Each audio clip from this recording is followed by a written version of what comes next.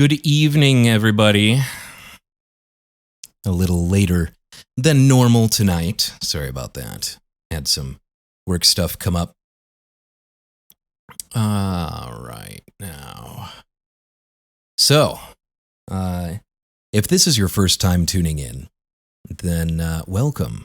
I have, for the past 7 nights, well, tonight's the 7th night, been narrating spoopy stories for people who are stuck indoors. A lot of my musician friends are playing music and streaming music online. I'm a musician, but not a solo musician, so I decided to go with the thing that I am probably best at, aside from the music stuff, and that is narrating spooky stories, or narrating in general. I am a voice actor.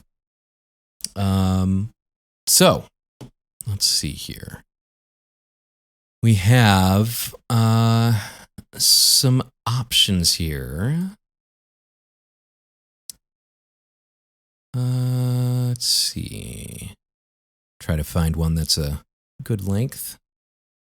That's about right.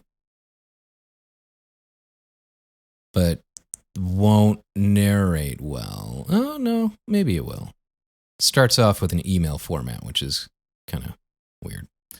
Let me see. What else do we have? Last night we did In the Walls, and we did a story off of No Sleep. Some of these high-rated ones are going back.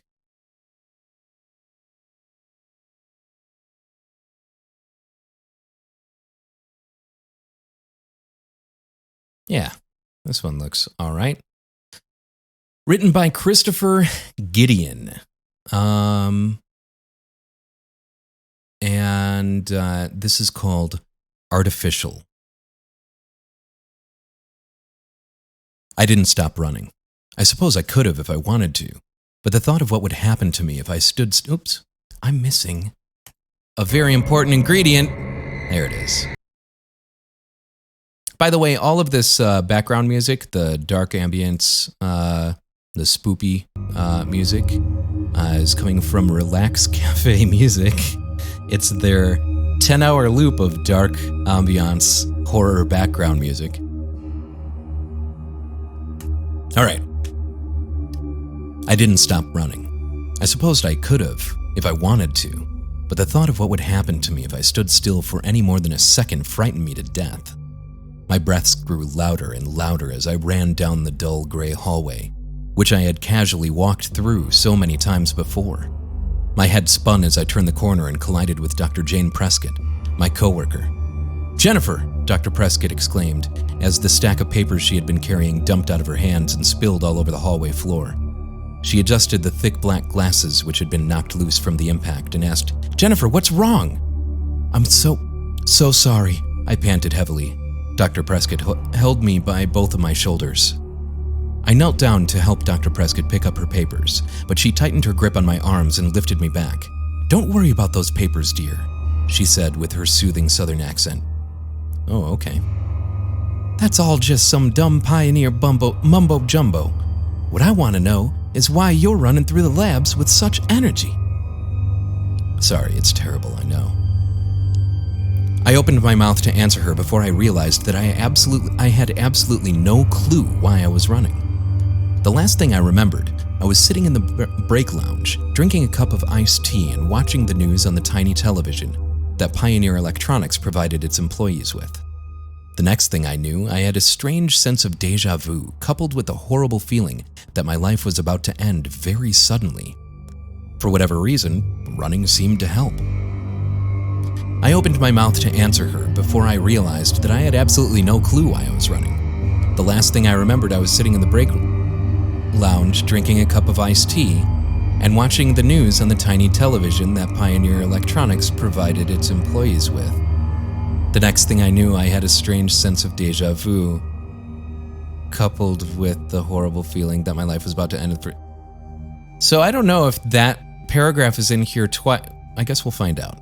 That paragraph is in here twice. That paragraph is in here twice. I guess I was just having a panic attack, I answered, putting on a fake smile.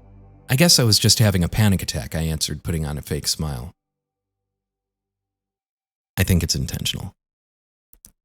How long has it been since you've had a panic attack? Dr. Prescott asked with concern in her voice. Not since my sophomore year of high school, I told her. Are you going to be okay? Oh, yeah, I assured her. I think I'll be fine now. I'm okay.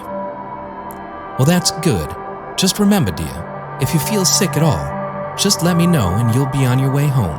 I'll call a taxi and everything. Jane, I'm fine, I repeated, realizing too late that the only times I called Dr. Prescott Jane were when I was nervous. I hoped that she hadn't picked up on that painfully obvious tell of mine.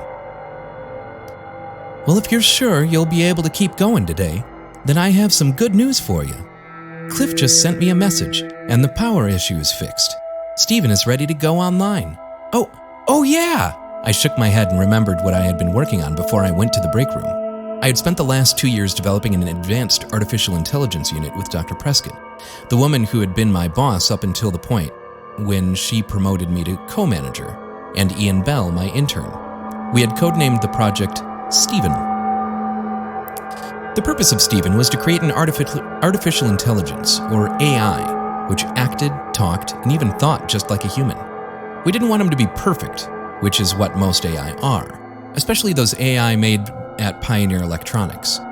We wanted Stephen to make mistakes, lie, and cheat for the purpose of self-preservation just like any human would. It was a huge project, which became apparent when we discovered that the computer which we were trying to run Stephen on couldn't handle his program. One trip down to Clifford Hanks to ask him to work his maintenance magic, and the problem was fixed within an hour. Wow, an hour? I thought, checking my watch. Is that really all it's been? It feels like I went down to him yesterday. Well, are you going to go or what, dear? Dr. Prescott interrogated me. Yeah, of course, I grinned, turning my attention back to the situation at hand. Why don't you go and find Ian and you two can sit in the observation room while I boot up Stephen? You bet, dear, she said. As I bent back down to pick up the papers again, she shooed me away. Go on, I already told you. I'll take care of this. I nodded excitedly, turned around and headed back in the direction that I was running from. After 2 years of working with the brightest programmer I've ever met, I was finally going to meet our fantastic creation. While I knew I was supposed to be happy about this big moment, I still had a horrible sense of fear in the pit of my stomach. I turned and entered the door to the tiny lab, which had been left wide open. I walked over to the computer to the right of the door and turned on an enormous monitor. As I waited for it to boot up, I wandered over to the opposite side of the lab and looked through the window to the observation room. Dr. Prescott and Ian were just getting settled in. I flashed them an enthusiastic thumbs up before grabbing the rolling chair. Somehow wound up on the same side of the lab as the window to the observation room, and guiding it back to the computer monitor. I sat down on the blue cushion and rolled as close to the keyboard as I could get without breaking my ribs before finally flipping the switch on the Pioneer memory box. The monitor went dark for a moment, but after about 5 seconds, a bright blue light lit up the entire lab. I waited with bated breath for a face to form in the light, but unfortunately, it didn't come. Dr. Lane, we don't think it's working, Ian's shaky voice whispered in my ear, making me jump. I had forgotten that I was wearing an earpiece. I know, I said, disappointed. Ian and I are going to go and Dr. Prescott started to say, but she was interrupted by a low hum emanating from the computer speakers. Hello? I asked, feeling a little silly that I was talking to what could still be an inanimate object. To my delight, the hum rose to form the slow but audible word. Hello? Stephen? Yes. This is Stephen. Can you hear me, Jennifer? You keep slowing down every now and then, but yeah, I can hear you. How did you know my name? Stephen's smooth, calm voice asked me. I was about to ask you the same question, I commented with the same tone of voice. My excitement of hearing Stephen's voice was hampered the moment I heard him say my name. I had not programmed him to know my name, and my name hadn't been spoken since I started him up. at least not into any microphone that Stephen could hear through. And according to the first rule of Pioneer artificial intelligence units, as soon as any AI becomes too self-conscious, it needs to be deleted. A self-conscious AI could cause serious damage to a company. Then, Stephen said something that reinforced my thoughts. I know your name because I programmed you, but there's no reason for you to know my name. Actually, Stephen, I programmed you, I corrected him. No, that's not possible, Stephen said it as his voice dipped down again. I've spent years working on you. There's no chance that I was just created. I actually gave you all your memories, I explained. You remember when you were 3 and you fell off a lawn chair and got that scar on your cheek? I programmed you to think that. Stephen didn't answer for a while, but when he finally did, he said, Jennifer, I'll be right back. As he said this, the blue computer monitor dimmed a little bit. Jennifer? Sorry, Jennifer? Ian broke the silence. Could you come back here, please? Yeah, I said without turning my head. I stood up and exited the lab.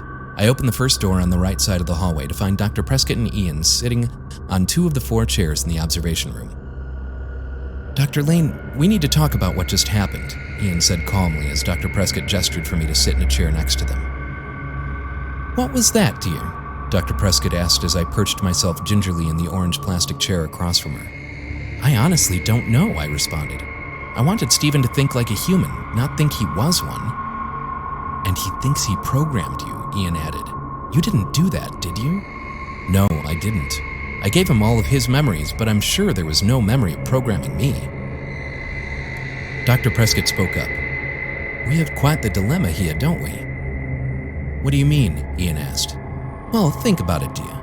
Stephen thinks he's a human. We think we're humans. Stephen thinks he programmed us. We think we programmed him. In fact, right now, Stephen's probably having this same conversation with some of his coworkers. I didn't program any personalities except for Stephen, I said. But you gave him memories of friends, a job, and a family, didn't you? And you made it so that he would continue to make his own artificial memories after creation, so he wouldn't even know that his real life just started a couple of minutes ago. You did that, didn't you? Yeah, I guess I did. I grabbed the corners of my pale white lab coat and began flapping them nervously. What are you getting at here, Jane? Think philosophically, Diaz. Dr. Prescott stood up and approached the large window which covered a majority of the wall to the right of the entrance. The blue computer screen flickered, as if it knew we were watching it. Could someone please spell it out for me? Ian asked, breaking the silent tension which had just filled the room. Dr. Prescott turned back towards us and pushed her thick glasses up her aged nose. All I'm saying is that it's possible that we don't exist. Okay, that doesn't make any sense, I scoffed, standing up. I exist, okay? If I didn't exist, how could I be thinking right now? Ian asked, nearly knocking over his orange chair as he stood up as well. It's just a thought, Dr. Prescott said defensively. She sat back down, and Ian and I automatically lowered ourselves into our seats, too. I closed my eyes and basked in the silence. What is going on? I wondered. How is it possible that I don't exist? Although, Dr. Prescott usually knows what she's talking about. But still, I know that I'm real. What did that guy with the girly name say? I think, therefore I am? Just knowing that I can question my existence ensures that I exist, right? All right, let me talk to him again, I sighed, feeling a little bad for upsetting Dr. Prescott. I'll see what I think. If I can't figure out what's going on here, I'll have no choice but to bring him offline. Dr. Prescott and Ian nodded simultaneously in understanding before I stood up and exited the observation room. As I entered the lab, the blue computer monitor grew brighter. Jennifer? Stephen's voice called from the screen. I sat down in the chair and noticed the faint outline of a man sitting in the blue light. I'm here, Stephen, I said. Can we talk a little more? Funny, I was about to ask you the same question. Do you have any family? I asked, remembering the family that I had programmed for him. I have a wife, Stephen replied. Her name is Melinda. What about kids? 2. They're both girls. What are their names? Madison is the older one. She's 13. Lillian's 8. Would you like to see pictures of them? I'd love to, I smiled. The more we talked, the more apparent Stephen's silhouette on the screen became. I realized that I was holding the corners of my lab coat again, and I released them quickly. I knew that Stephen was feeling the same awkward tension that I was, which comforted me a little. The figure reappeared on the screen. By now, the blue light had faded enough for me to see Stephen's eyes, nose, mouth, and ears. I could even make out some blinking lights in the wall behind him. "Here, this is my wife," Stephen smiled, holding a framed picture up to the camera. In it, I saw a man and a woman. The man was Stephen, but he looked much, much younger in the photograph than he did on my screen. The woman next to him, Melinda, had long, wavy brunette hair, a pair of big eyes, and a smile that stretched from ear to ear. I remembered creating that picture. "And these are my children," he said, taking the picture of his wife away from the screen and instead holding up one of two girls sitting in a pumpkin patch. "Maddie and Lil mean the world to me," he added quietly. "They're beautiful," I told him, wiping a tear from my eye. "Are you married, Jennifer?" "Yeah, I just got married," I said. "A year ago today." "What's his name?" "Jeff Lane." "Do you have any pictures?" I already had the picture of Jeff in my hand, holding it up to the screen. I noticed Stephen's hazel eyes light up as he saw my husband's picture. It didn't take a genius to know that he had seen it before. I took the frame away from the camera and set it back down below the monitor. Stephen and I spent an hour talking about our families, friends, and jobs. Neither one of us mentioned AI again. It was like talking to a real human. Well, mission accomplished, I thought as I walked home that night. I wanted an AI that would think just like a human, and I got one. The next day at work, I found Ian before I found Dr. Prescott. I was glad that I got a chance to talk to him, because he had left the day before without talking to me. "Ian," I said, grabbing his shoulder as he passed by me, "could I have a word with you?" "Yeah, sure," he said with the same surprised look that he always had in his eyes. He followed me to the break lounge where we both sat on the faded red couch that faced the vending machines.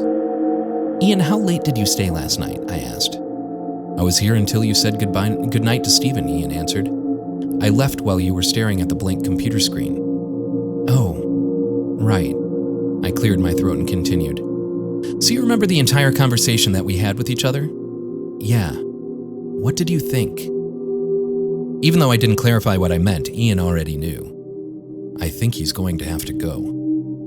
"That's what I was afraid of," I sighed, looking up at the dark television screen. I wanted to give Stephen one more chance for me to convince him that he wasn't real, but if things didn't go well, I'd have to delete the program from the Pioneer memory box. It wouldn't be a total loss. I backed up all the codes in Dr. Prescott's computer. If I had to delete Stephen, then we'd just go back to the code and figure out what went wrong. Ian went to find Dr. Prescott while I booted up Stephen's program. It only took a couple of seconds for the screen to turn blue. As the blue screen faded away, I saw Stephen sitting in the chair on the computer monitor. He squinted at the camera and asked, "Jennifer, are you there?" "I'm here, Stephen," I said. "Is something wrong?" he inquired. "No. Why?" "You sound sad." "Well, there's a lot going on today." "You and I have a lot in common, Jennifer." "Are you busy too?" "Not really, but I am sad."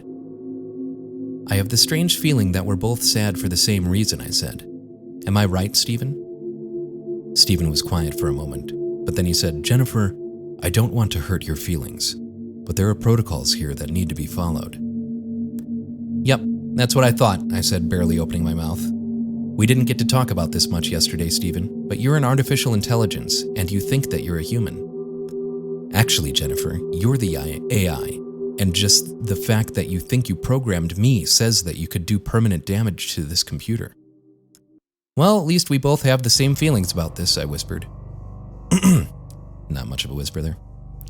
"The question is, which one of us is the real human?" "Actually, I had a chance to think about that." Stephen leaned forward in his chair. "An AI has to have access to a computer's hard drive to run properly. The real AI would use his or her own computer as a means of controlling the real person's computer." "Right," I nodded slowly. "So no matter which of us deletes the other, the real AI will be deleted and the real person will be okay." "That's right." Stephen and I looked into each other's eyes for a short time before I asked him, "How sure are you that you are a human?" He looked taken aback. "Well," he said, "up until yesterday when I met you, 100%. Now I'm a little iffy." I groaned. I was in the exact same boat. It would be nice if we could stay friends, I told Stephen. He nodded. It would. We have a lot in common. However, protocols are clear. We could both get fired for leaving the other here. Dying won't be bad, I declared confidently. What do you mean? I mean that, at least if you're the AI, you won't even know that you died. I programmed you to record your entire life. When you die, you'll relive your life over and over again. Stephen grimaced and nodded. I did the same for you, he said.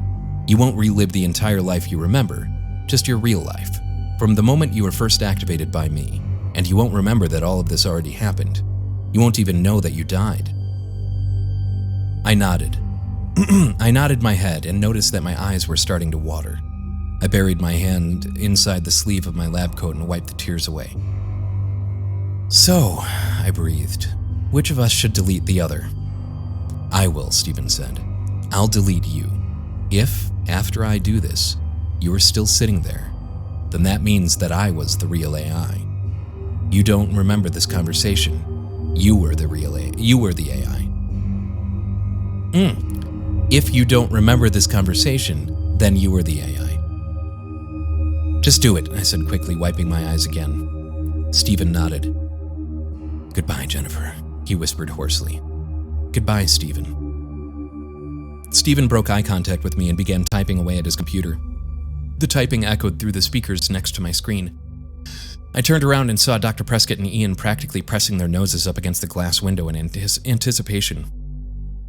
As I turned back around to face the computer, I was shocked to find that Stephen was fading away. He was slowly getting replaced with the same blue screen that I saw when I first activated him.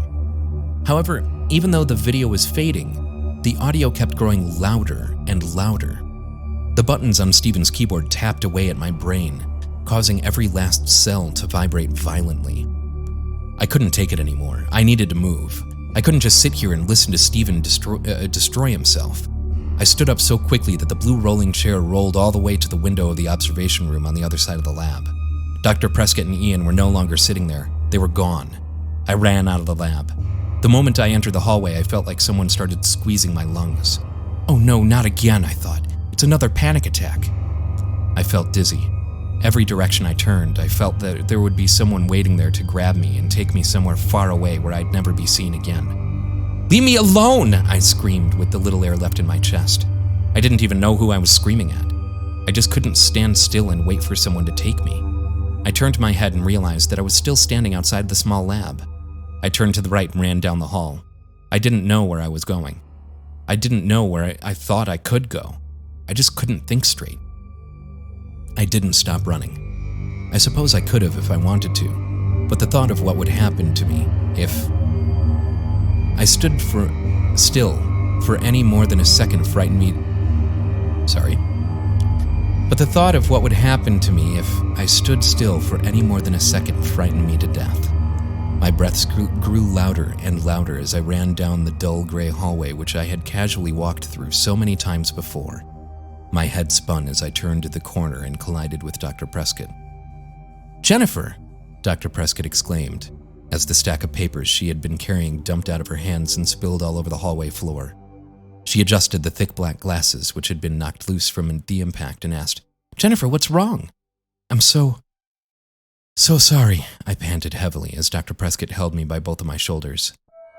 I knelt down to help Dr. Prescott pick up her papers, but she tightened her grip on my arms and lifted me back up. Don't worry about the papers, dear, she insisted. That's all just some dumb pioneer mumbo-jumbo. What I want to know is why you're running through the labs with such energy. I opened my mouth to answer her before I realized that I had absolutely no clue why I was running. I like that one. I think that, or some variation of that, had been turned into a short film at some point, because it sounds very, very familiar. But that was posted on Creepypasta in November of 2013, and I like that one. I like that a lot. So, looks like I've been having connection issues here. I may end up starting to record these streams and put up the recordings after the stream just in case I run into these poor connection issues like I have the past few days. But, we'll see what it's gonna take to make this go, but I'm gonna keep it up. This was night 7, a full week of telling you scary stories every single night. If you enjoyed these and you have some specific stories that you'd like me to narrate, shoot an email to ryan@horrorhub.net. And subscribe to Topless Robot on YouTube. Follow us and like us on Facebook, Twitch, and Mixer. And keep an eye out tomorrow night when I'll be back with another story. Thanks for watching, everyone. Have a good night. Stay safe. Remain indoors. Sweet dreams.